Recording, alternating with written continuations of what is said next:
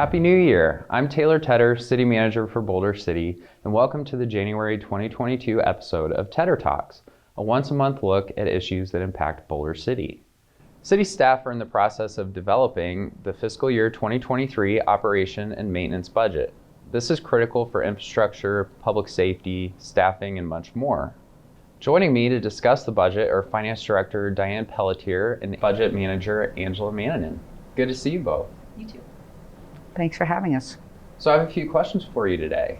What exactly does the operation and maintenance budget cover?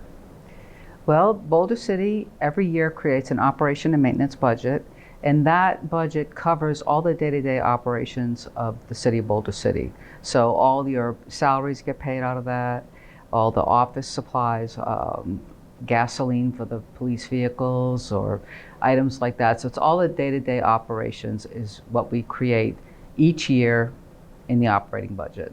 Essentially what keeps the city running every day. Yes. So how is this different than the capital improvement budget? The operation and maintenance budget is the daily operations of the city, and the capital improvement budget is for special projects that don't happen each year. And these projects are planned for, and they're usually larger dollar projects, and they're put in a capital improvement plan, which is created each year on a 5-year basis for the council to review and approve. So it's kind of the difference between a large project like electric feeder project or roof Yes. versus office supplies, wages, things like that. Yes. As we move into the next budget season, what are some of the biggest concerns that you have for this next budget cycle? Definitely making sure that all the departments have the tools they need to support the citizens. We're currently undergoing a class and compensation study, and labor for the city is over 65% of the budget. So that could have significant consequences to the budget depending on the outcome. Also, minimum wage is going up 75 cents, which is only 7%, but it also is a significant cost to the city. So one thing with the budget that I'm happy for is the last couple years the city created the contingency funds, which are our what-if funds. If someone retires, we don't have to put money aside to pay out their leave. We have money sitting in these contingency funds, so it won't blow any department's budget. How can the public be a part of the budget process? I know that we have upcoming meetings and ways to contact staff, but what are some of the ways that the public can be involved? All our meetings are public, so there'll be a special meeting with the council at the beginning of March. There's also a citizen workshop on March 16th at 2 p.m. at the city council chambers, so that all the public's encouraged to come give their feedback. Also, if they want to contact finance directly, they can email us at finance@bcnb.org. Great. The budget can often be confusing to people outside looking in. So what is our timeline for the 2022-2023 budget? So the budget process pretty much ends and starts again almost. So we're in January right now. So we're gathering all the data to meet with the department heads. We'll meet with the department heads the middle of this month. And then the beginning of February, we'll meet with the department heads and the city manager to put together everyone's request to ensure that our revenues and expenses balance and we have enough money for everyone's requests. And then we'll present this to the council at the beginning of March.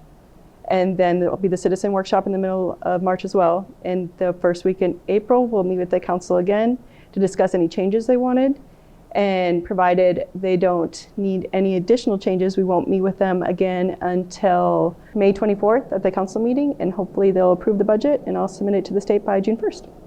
And for residents that don't know, we operate on a July to June budget cycle. We are a fiscal cycle, so July 1st to June 30th is our fiscal year 23 budget. Can you tell me a little bit about how your department works to be transparent? Well, I've been here almost 4 years now, and one of the things that we feel is real important in the finance department is to educate the public so they understand what finance is doing, because we're always in the background. And part of the items that we've created or purchased to help the citizens understand what we do is Socrata software. And the Socrata software allows citizens to go online and actually look at the checkbook for the city to see all the bills we pay. And then at the bottom of that Socrata software is also a bunch of brochures that finance has created that'll, if they want to look at a particular thing like the executive summary of the general fund, they can look at that and see all the general fund expenditures and revenues. The utilities have their own brochure. We also have a pool brochure to go over how we're planning to save money so that we can replace the pool for the city. And we have created probably about 11 brochures that hone in and deep dive into specific areas to answer questions that citizens may have about how the city operations work.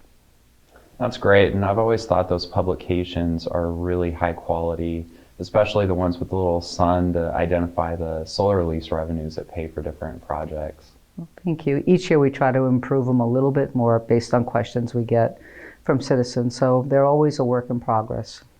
Thanks so much, Diane and Angela, for your time today. I really appreciate all of your hard work that you do on the budget and everything else to keep the city running smoothly. Thank you. Thank you. This was fun. Be sure to check out Tedder Talks once a month at bcnv.org/Tedder. Thank you for tuning in, and we'll see you next month for the next Tedder Talks.